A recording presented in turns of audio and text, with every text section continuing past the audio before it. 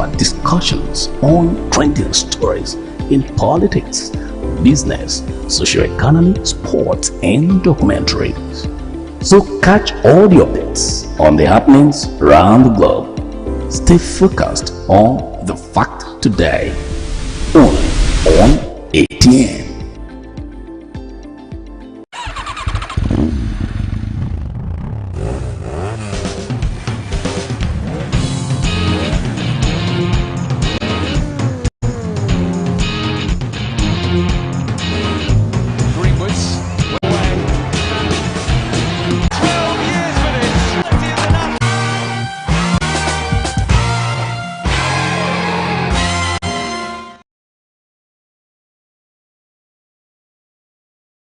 And of course, it's that time of the day where we'll look at happenings in sports. And so on the show today, we look at how Rivers Hoopers 21 unbeaten, winning streak ended with the defeat to Hoops and Reeds. And we ask ourselves, who are the Hoops and who are the Reeds?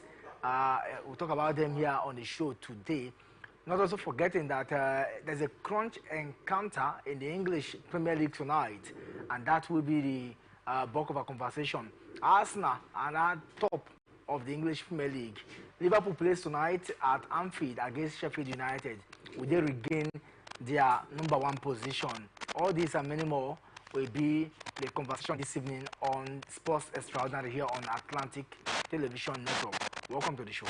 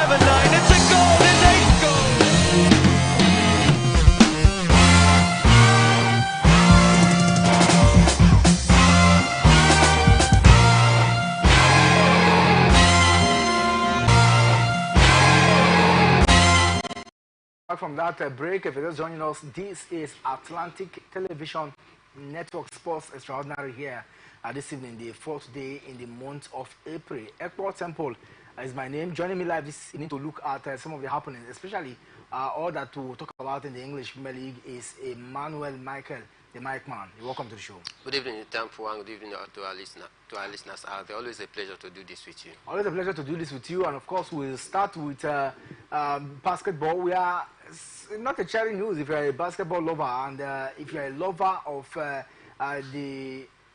one of the best team in Nigerian Basketball League, Rivers Hoopers, who will be flagging the flag of Nigeria at this year's Basketball African League in the continent. And this at the Louis Edim Invitational Tournament yesterday, they lost to Lagos Hoops and Reeds. It was very embarrassing, but that loss, that defeat ended their 21 winning streak. And I mean, I don't know what you make of this particular one, but a lot of reaction have traded this one. Yeah, for me, I just think that it's a reality check on them, having played 21 games without losing any. I think it's a reality check on them to also understand that indeed they are indomitable. I mean, they can be defeated. If you actually want to defeat them, you can do so, and that is what Hoops and Reed actually did. I think for me, it's going to also put them on their toes by ensuring that they also improve on other games for me. Because if this defeat did not come, they would think that all is very rosy. They have a perfect record. Then they may take any opponent very likely when they head into the Basketball African League. But I think this defeat is going to also put them on their toes to, tell other teams, knowing fully well that other teams is also not resting on their oars. They are also improving in their games. And if you don't also improve, then other teams are there to give you a good run for your money. That is what Hoops and Reeves actually did to the Kingsmen, talking about Rivers, team out there. But for me, in all, I just think that it's also right, because most time when you get used to winning streak out there, you don't even intend to improve your game any longer, because you think that all things is good and beautiful, therefore you are perfect 100%. There is no way, no angle that you need to improve again. But this defeat is coming to them as a reality check to ensure that they continue to prepare while anticipating the big one, which is the Basketball African League. River Supers will have to do a whole lot, to put themselves in order. And one thing about this thing is, because they're playing in the continent, the teams in the group stages have naturally just monitor everything about their opponent. And sure. What does this defeat also imply for? I think we talked about APZ when they played a friendly in recent time, and they won that particular one, and that sparked a whole lot of reaction. The reason is simple, because there is this connection now, because they're in the same group. So I'm sure that now that they have lost too, having played 21 game unbeaten or a winning stretch, the opponents will now look at, okay, what did they do right? What didn't they do good yesterday that made them have lost? And that might be an angle where they will capitalize on, isn't it? Definitely, because as your opponent is watching, as you are playing your games out there, maybe some of the warm-up game, your opponent is definitely keeping their nose on ground. They are definitely having their eagle eyes on you, trying to focus and see some of the areas where they think you are very weak, and also do well to capitalize on that weak point of yours, and also add to what they have already, and wait for you and prepare for you very well. When they get to the competition proper, they're going to go back into their archives as well to be able to unearth some of those points that they've noticed in your game, in that defeat, and also use it against you. So for me, just the beauty of the game, it also tells other team that indeed this team can be beaten, and therefore we must also brace up to the occasion and do our own job properly. And when we get to meet them, we are going to deploy that tactics which the team that actually defeated them used, talking about hoops and race. So for me, I think it just boil down to the fact that Rivers Hoopers, they truly understand what it takes to be at the African Basketball League. Having been there twice, they are going to make their third appearance. And for me, I truly think that they need to do a lot, in that area to ensure that we also improve on our, our last outing. And for me, I think also they are also doing that preparation. Having gotten the services of 3 key players out there, these are players that are very much experienced. You add into the squad and also, perfect your game plan. It's going to go well for them if they can actually, look at other areas which I think they did not get the acts right that made them to lose against, Reeves and Hope, and be able to perfect that area of their game, and ensure that they get, the ball rolling when the All-African, Basketball League actually kickstarts. Of course, a lot to talk about from that side, but let's see how it all pans out. I can tell you, 8:15 tonight, it will be Manchester United playing live at Stamford Bridge against Chelsea, and of course we are taking down to that particular one.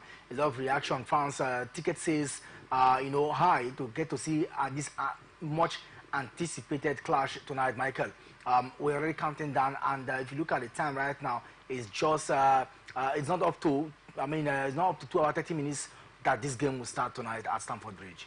Yes, I think many sport fans or many football loving personnel or individual out there will be very, very anticipation of this very one, because this is one of the big games. Though so many persons might not even tag it as a big game because of the poor form of Manchester United and Chelsea, so far this season. Chelsea have not been the Chelsea we used to know in the past, where, when they head into this kind of a big, clash against some of the big teams in England, definitely you must expect fireworks. But then you are not going to take anything away, because Chelsea will also be hoping to improve on their poor form.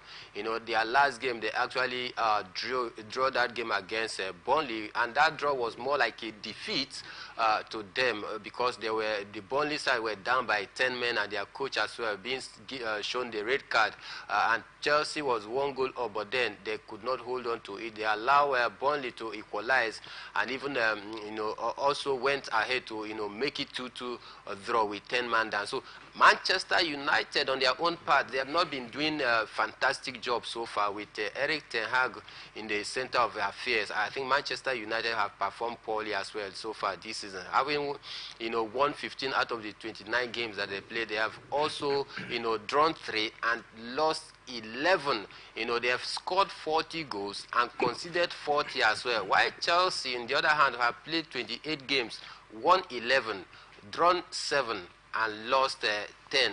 They have plus 2 goals because they actually have scored 49 goals and conceded 47. So, in all, you say that these two teams, they are just average team as it stands right now. They are no longer touted to be that big team because of their poor performance so far this season. So for me, I think it just boils down to who wants it more, because Manchester United will also be hoping to make it to the top 4 because they are 11 points adrift of the 4th place, talking about Aston Villa, and that is how bad their season has gone so far. In the Champions League, they couldn't make any statement out there. When they find themselves in a group that is made up of Galatasaray and Fenerbahce, Copenhagen, they were unable to make it through the group stage of Champions League. Rocking the bottom, they're playing 6 games, conceding 15 goals, which is the worst in the history of Manchester United. Chelsea, on the other hand, they'll be hovering within 10, 11, 12 position since last season down to this season. Nothing have changed. So for me, it looks as though it's a battle of the weakest team in the English Premier League as it stands right now. But then it can go either way because this is football, and the fans will also want to see some fireworks. Chelsea fans want to see improvement. Manchester United fans as well, they want to see improvement. So the dice is cast. It just boils down to who wants it the most. Who is more hungry tonight at Stamford Bridge? I tell you for sure, we're going to see a packed Stamford Bridge and a lot to talk about in that particular. But hold on, we're going to come to that in a jiffy just to put some saliva, ahead of that particular one. We're going to talk about and preview that game particularly, but also tell you that Manchester United have won twice and lost twice, drew once in the last 5 games as compared to Chelsea. They have never lost in the last 5 games, and they have just won twice, drawing 3 times so far. And that comparison matters when we come to talk about that one proper. But let's look at other issues in sports. Yesterday we saw in the Nigeria Women's Football League games across various quarters, and it looks like a lot of dynamics. Teams are no longer taking it easy. We saw Rivers Angels displayed in fine fashion. Remo Stars Queen also showed massive strength in that particular one. They won FC Robo Queens, but the difference is in the game when we saw Nada Rattles, both Royal Queens in their home, and that tells you that the league, as they prepare for the playoffs, is gaining momentum. Definitely it is gaining momentum. Niger Rattles, for me, it was quite surprising seeing them winning 3 goals to nothing, because Niger Rattles, they are just like a heartland in the NFL, in the NPFL this season.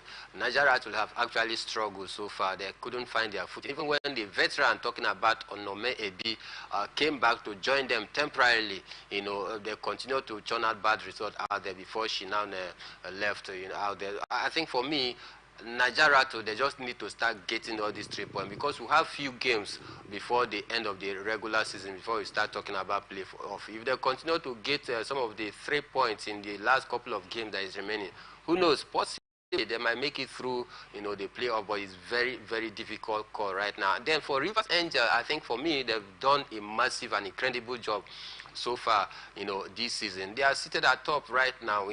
They are sure and guaranteed of the playoff. Having less than 5 games to go, I think you can beat your chest and say, yes, Rivers Angel, they've actually lived up to that hype. They've actually lived up to the expectation this season, even though their male counterpart, talking about Rivers United, is not firing from all cylinders, but then it behoves on the female part, talking about Rivers Angel, to take up the mantle of that leadership and show the way for Rivers United to follow. I think for me, it was an impressive display for them. Going away from home to pick all 3 points is no mean feat. Going away from home to pick all 3 points is no mean feat, and that's very important. We must really emphasize that for sure.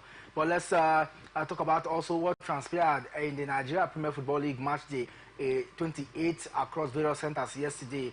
We saw games from the Gospel Akpabio Stadium down to the Samuel Gbumudia Stadium in Benin City. It was a cracker to behold across those centers. And of course, I'll start with the most surprising one, Aqua United losing to Doma United 1-0. Olegbinde is no longer just the coach. We now have Omar, is it Omar?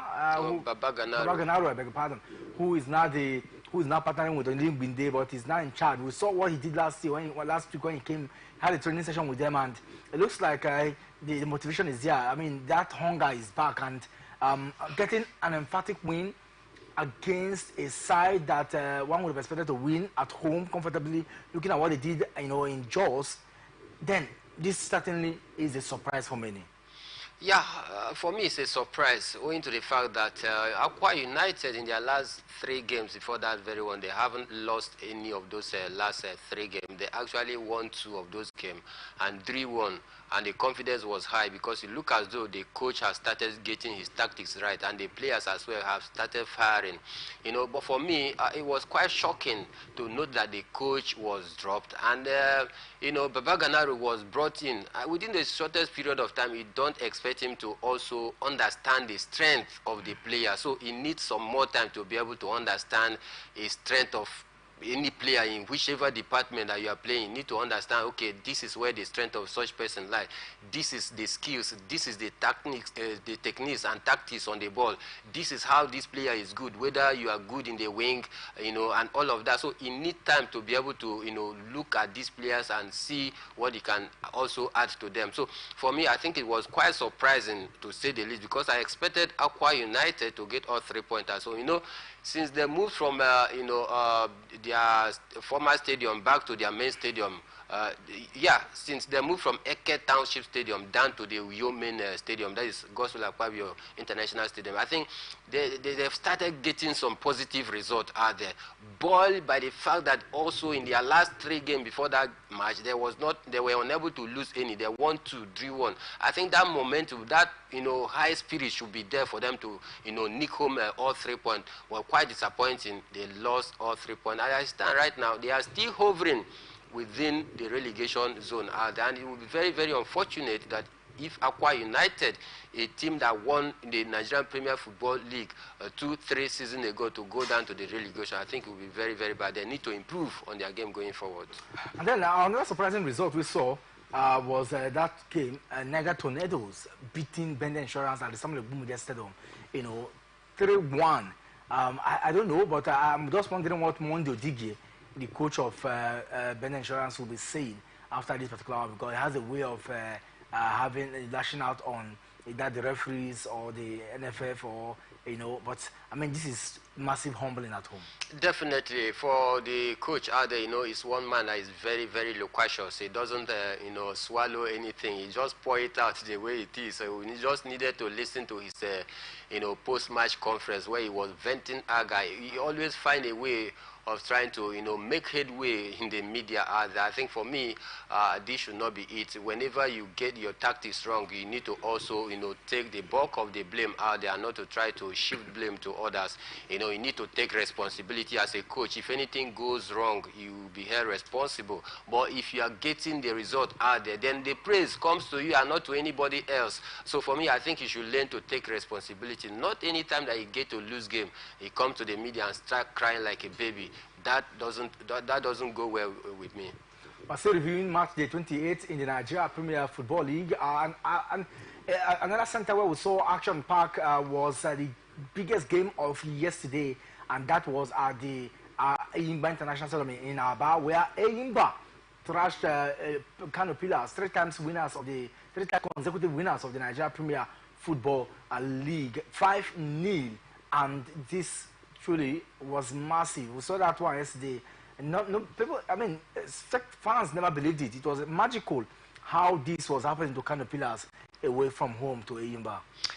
Quite shocking. I was taken aback when I heard of the result, because for me it was one of the biggest games. Kano Pillars, they are not pushover. They have also made a name for themselves when you talk about the Premier Football League. In combined, both Kano Pillars and Eyimba, they have won the league 14 times or 13 times. Eyimba have won it 9 times, while Kano Pillars has won it 4 times. So you expect such game to be highly anticipated. You expect such game to come with fireworks, but then them being humbled by 5 goals to nothing, I think it was the height of disappointment. Though even if Enyimba was going to take all 3 points and win the game, you don't expect them to score 5 goals past Kano Pillars, who for me is a force to be reckoned with when you talk about the Nigerian Premier Football League. But then it tells you of the hunger that Enyimba brings to the table. I think they want to defend the title that they won last time. There are some pundits in some places that is saying that Finidi George with this same Enyimba would have won the league last time out if it were not to be that abridged version format and all of that. But this time around, I think he wants to prove those people wrong, and that is why he's doing everything possible to be able to defend the title he won. But anybody who have followed the Enyimba should know clearly that Enyimba are more stronger at the tail end of the season. Yeah. Somehow, if they are not, if they had been, if they've been strong the way we would have expected them, but now Enyimba can be dosing you with 10 points. Yeah. That's how good they can be in the season that they are good. Yeah. But somehow, and that's why take for granted. That's why over the years they have been the best team in the continent because of the massive stride at home. But a lot of people will tell you that the difference between them winning the league and not is Finidi George. And like you said rightly too, Finidi George came back with the Super Eagles, and this is the first time he has come back, and they've had, since he took over the Enyimba side, they've had massive victory on a day where he touchline. Yeah. And this should inspire a lot of confidence in fans who came out, the club administrators, and even the donors, like the sponsors of the club, like the state government. Yes, of course, Finidi George back on the touchline for the good reason. But whatever he did yesterday, it worked out for him. Definitely, he did. It worked out for him. I think, garnering experience from national team, I think that has also helped him a lot. He has also worked with some other, international coaches out there, so you understand what it means. And when you are working with other professional players, more professional players, it also makes the job very easy for you. You as a coach, there are some things that players do normally. A coach get to learn from those players, but the coach will not come and tell you that he's learning from you. So these are some of the experience that he has garnered, and he has added that experience to the Enyimba side, and it actually worked out for him pretty well. Let's hope that they continue to press their foot on the gas out there to see that at the end of the whole at the end of the season they can be able to say yes, we've come a whole long way, because as it stands right now they still have a lot of challenges, they still have a lot of obstacles, because team like Lobby Stars, team like even Plateau United, who is gradually slipping away, teams like Rangers, they are also fighting about 6 to 7 teams. The point disparity that is separating them from the top, the people at the top, which is Rangers, is not that much. It's just 2, 3, 4 points. So, and it makes it look more competitive this season. This is what we want to see in the league, where we will see, teams jostling for the supreme prize, unlike what we used to have in the past. By now, Enyimba should have been giving other teams like 10, 15 points adrift, which for me makes the league very boring. All right, another result. Sporting Lagos played 1-0 with Lobby Stars, and we also saw Gombe United play a goalless draw with Remo Stars. Another result that interested yesterday was Rangers beating, defeated the Sunshine Stars 2-0 at the Cathedral, and of course Plateau United were humbled there in a game that looks very worrisome. Abia Warriors defeated them 1-0 at home. We also saw Shooting Stars defeated Kwara United 2-0, and the game the other person talked about is the Rangers, Heartland traveling to Bayelsa United.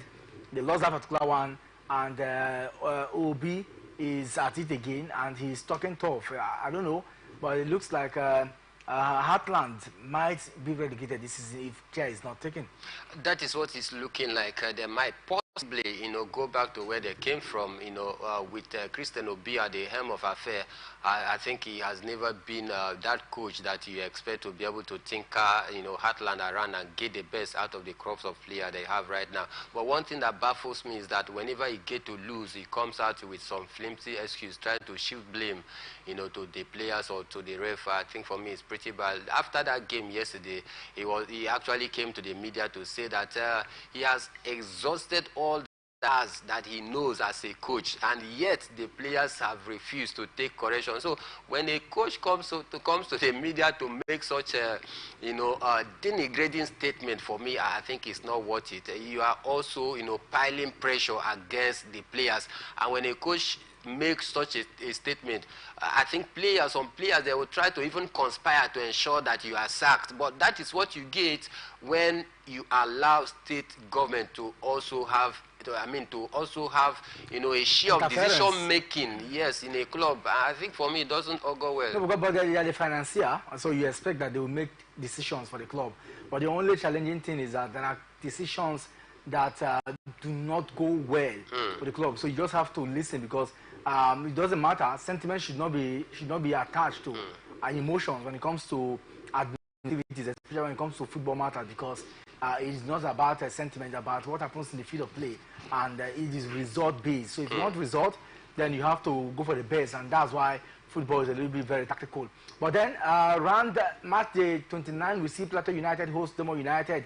Remo Stars at Ikene will take on Aqua United. Sunshine Stars will host Bayelsa United, and then Lobby Stars will welcome Eyimba. This is a title challenge, and let's see how far it goes. All of them pledged at 48 points. Let's see if Lobby Stars can get Kwara United against Bende Insurance. Sporting Lagos will travel to Bottom Place, Heartland. Enugu Rangers, the league leaders, will be hoping to hold on to their position on the log when they travel to Katsina United. And Carlo Pillars, beating Black and Blue yesterday, will seek redemption against Shooting Stars, and Niger Tornadoes will host Gombe United. So these are the games to be expected, this weekend, and March 29 of the Nigeria Premier Football League. And then, of course, before we go on a short break, let's talk about what's happening in Cameroon.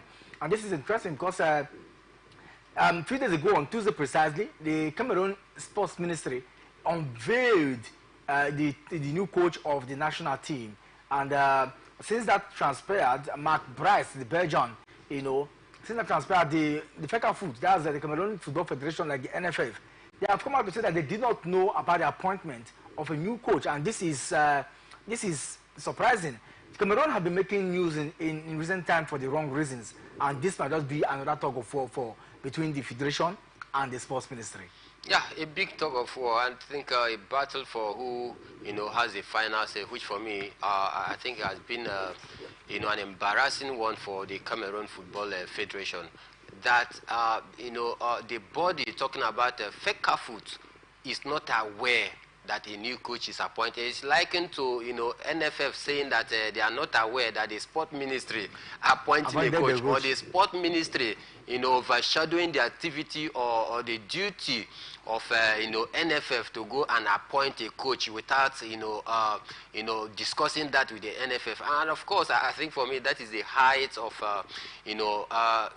embarrassment, coming to the media, to the whole world, to announce a coach for the national team, whereas the FECAFOOT, talking about the Cameroon Football Federation, is not aware of such appointment. I mean, it's a national ignominy for the Cameroonians out there. I think there is power also within the sport ministry and the FECAFOOT. Don't forget, leading to the African Cup of Nations, there was this talk that indeed there was no proper understanding between the sport federation and the FECAFOOT.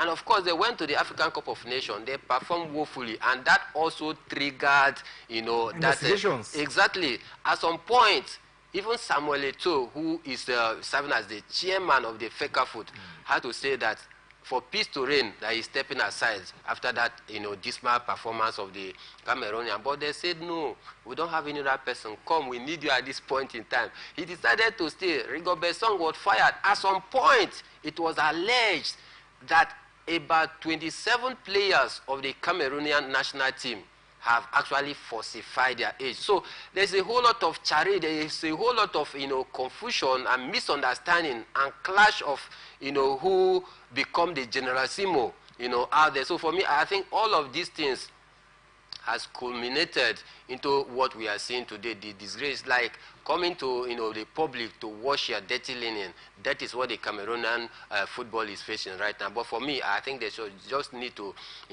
call themselves, sit on a round table, be able to iron out this issue. Keep aside your personal interest. This is about national job out there. You don't have to treat it personal as though it is your family business. Those of you that are craving to have the lion's share, or to have the highest say or the final say, you should understand that place is not your family stuff. It has to do with the generality of the people of Cameroon. So for me, I think they just need time to be able to resolve all of this, to avoid this embarrassment. Need time to resolve all of this to avoid the embarrassment, and of course the embarrassment is it doesn't even go that way. It continues there, but I hope that all this ignominy, all these challenges, all these clashes of interest and all that will be resolved. It's even more painful to hear that your boss, who you should be working about, working with strongly, are now the ones making decisions for you. It can be very, very, because it's difficult to really say. Is that something that's happening between? We have seen this in Nigeria, a few years ago, when we have a particular sports minister who will not want to work with the Amadou Pinnick-led board. I don't want to mention names anyway, but it happens, and it's just political in nature. But I'm saying that if we want efficiency in our football in Africa, we need to step aside politics and ensure that things are properly done. You cannot have a federation and then you have another sports minister making decisions for the federation, except they're not telling us something. But in the coming days, we're going to hear from a Cameroonian friend who's a sports journalist, who of course will take us through what is happening in this Central African country, Cameroon precisely. 5 times winners of the African Cup of Nations. They should be highly revered in African football. Sure. Unfortunately, in recent time, that has not been seen or heard. Some pillars, really not telling them well. We're going to quick break now. When we come back, we'll get straight to the English Premier League, England precisely. Stamford Bridge is the center tonight, where games will come alive. And of course, we'll talk about everything you need to know about the game between Chelsea and Manchester United. Not also forgetting Liverpool at Anfield against Chris Wilder's Sheffield United. From the line across the ocean to the land beyond the mountains, through the Sahara, we bring on sport news, live analysis, expert discussions on trending stories in politics, business, socio-economy, sports, and documentaries. So catch all the updates on the happenings around the globe. Stay focused on The Fact Today, only on ATN.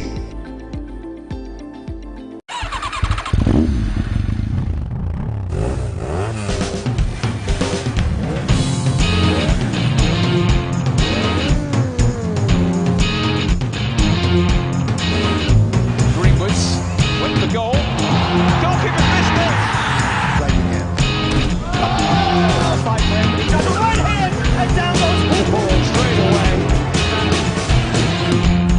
That's where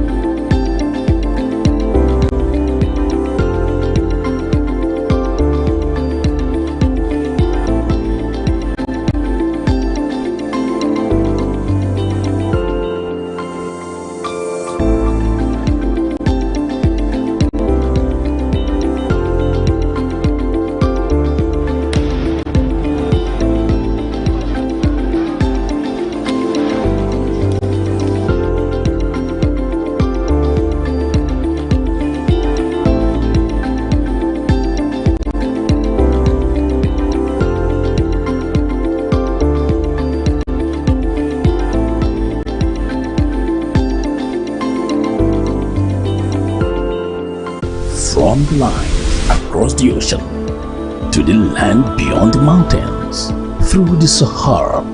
We bring politics. You catch us on the phone on ATM. Back from that break, if you're just joining us, it's still Sports Extraordinary here on Atlantic Television Network. I'm so elated to bring to your notice that we are few hours away to the clash of the Titans tonight at the Stamford Bridge, where we're going to see English giant Chelsea play host to Manchester United. And of course, earlier, Michael, we talked about it, and of course, he gave a lot of stats, beautiful stats there, you know, to back up this particular one. But before we delve to what we played down there in tonight's game, let's talk about all that transpired yesterday, and started with Arsenal, who of course displayed in a fine show without the likes of Bukayo Saka, and they were able to win comfortably. But I'm bothered a little bit when you get to see Arsenal. When you talk about Arsenal and the likes of Bukayo Saka, how important is Bukayo Saka to Arsenal? That whenever he does not play, it looks like something is missing in the Arsenal side. But I mean, Arsenal now have a squad. If they are champion, I mean, if they are going to become champions in England, then you should have squad to play, and that's what Mikel Arteta did yesterday, and that's what the Arsenal team have been lacking over time. But with that team now, they can comfortably, you know, display in fine fashion, and they did that yesterday. Definitely they did that yesterday. You know, one thing that served as a clog in the wheel of their progress last season, where they actually bottled the league after staying at top for about 248 days, yet you know they could not lift the league last season. Was one of the complaint was that you know they lack squad depth as injury hits to came to hit some of their key players out there. They were actually capitulated, and that is what made Arsenal not to leave the league last season. But you see, this season they've actually gotten the injection of one or two players out there to also beef up the team and to give it that squad depth, and that is what we saw yesterday when the likes of Bukayo Saka, who they call the Black Angel, wasn't there. Gabriel Martinelli wasn't there. Declan Rice, whether it's a foreign rice or a local rice, it doesn't matter. What matters is that whenever he cooks for you, then you are going to get filled up. It wasn't there in the mix as well. To mention but a few, but yet Mikel Arteta had to use some of the French players in quotes, to also deliver the goodies yesterday, thereby taking all 3 points, into their bag. And against a certain resilient Luton Town that is always very, very difficult to play against, you can never play against Luton Town without them scoring you. You get to win them, but then they will make sure that they give you that hit, that if you can't be able to absorb that pressure, then you are going to, drop a point. But then, yesterday, we didn't see some of the big boys. Yet Arsenal came to the party without Thomas Partey. They still were able to deliver that yesterday. So I think it goes a long way to tell you that there's a whole lot of improvement for the Arsenal team this time. But then, can they continue to keep up with this pace with the likes of Manchester City and Liverpool? Only time will tell. Only time will tell. This phenomenal defense of Arsenal has now considered just 3 goals in the last 9 matches and have considered just a per 90 average of 0.4 worth of expected goals across the last 10 Premier League games. A remarkable number, no doubt, considering how far the Arsenal side have played, and they have played Manchester City and Liverpool in that period.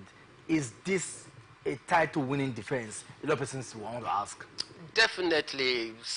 William Saliba and Ben White, Mangales, these are some of the key defenders that have been very, very thick in the thick of action for the defense line of Arsenal Football Club so far this season. They've actually, conceded less goals in the whole of England so far this season. They've actually scored 72 times and conceded only 27 goals. It tells you of how, solid rock a defense line that they have so far. And when you have such defense line and your front line, they are also firing from all cylinders, it makes the job easier for the coach out there. And that is what we've seen with the certain Arsenal so far this season. I think their defense line is like a wall of Jericho. Before you get to penetrate it, then you need a sledgehammer that is made of metals and heavy iron before you can be able to crack that wall of Arsenal defense and penetrate. And that is what has given them the solidity so far this season. 21 times, Luton Town has not failed to score in any side so far this season, but Arsenal held them hostage yesterday, keeping them quiet all through the 90 minutes. Everyone got a brilliant display from Pazzo and the rest of players from that Luton side.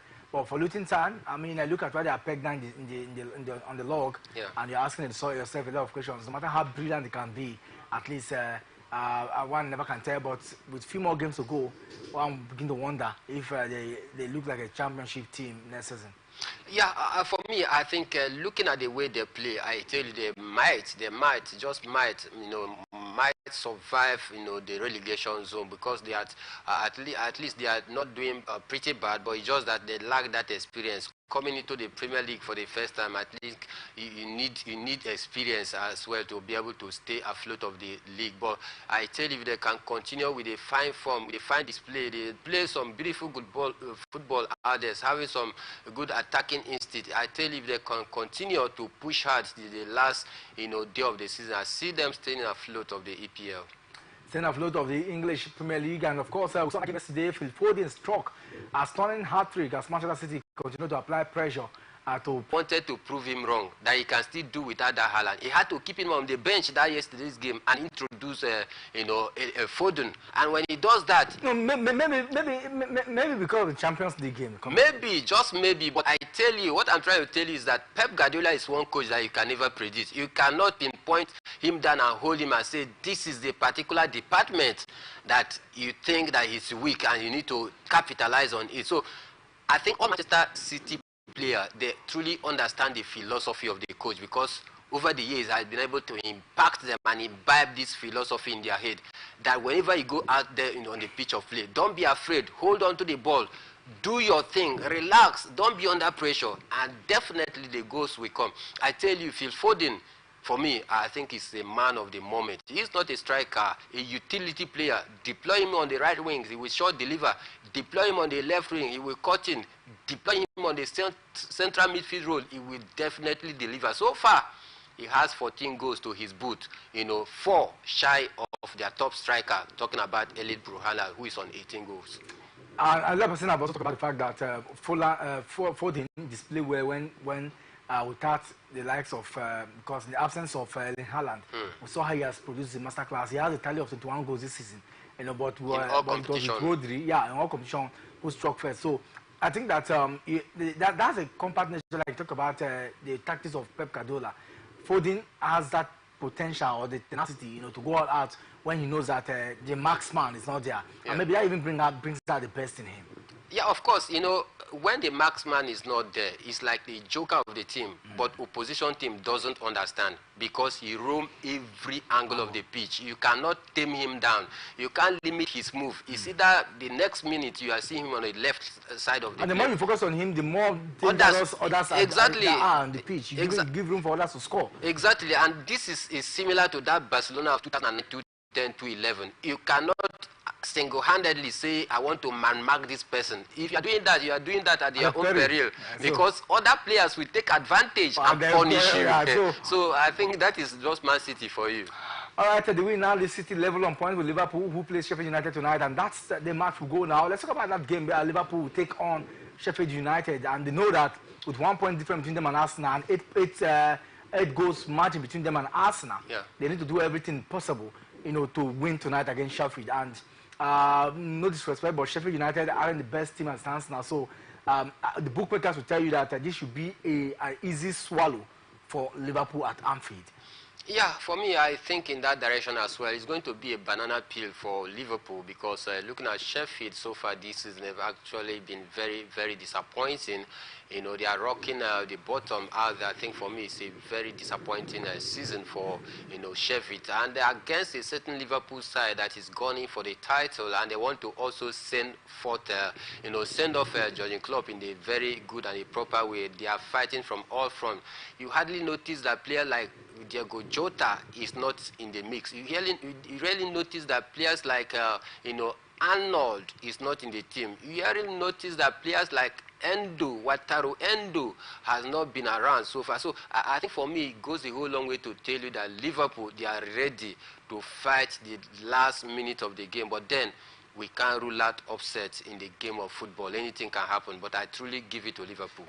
All right, 4-3-3. Liverpool will be deploying against Sheffield United. Of course, who will be playing at 3-5-2 formation pending what the coach brings to the table. But I can tell you that the team lists are out, and 7:30. Clearly, this game will come alive. For one thing, I kind of afraid to also bring to the viewers' interest is the fact that Sheffield United have not won at home to Liverpool since 1994. And for Liverpool themselves have won the last 6 meetings, conceding only once. So the odds, like you said, is stands for Liverpool in the game tonight. Definitely, looking at the stats as well, Liverpool is the second team in EPL, so far that have conceded less goal, and they have scored, more as well. After Arsenal, it's Liverpool as it follows. So it tells you a lot about their defense line. They are also very, very good, and they are also very potent when you talk about transitional play. They are also good at that. They have players that have the quick foot as well that can also, drift the ball in front of the opponent 18-yard box, and have the trickery to be able to, gimmick their way through the defense and also slot in the goal. Players like, McAllister, Zoboslai, these are players that you can always rely on any day, anytime to do the damage.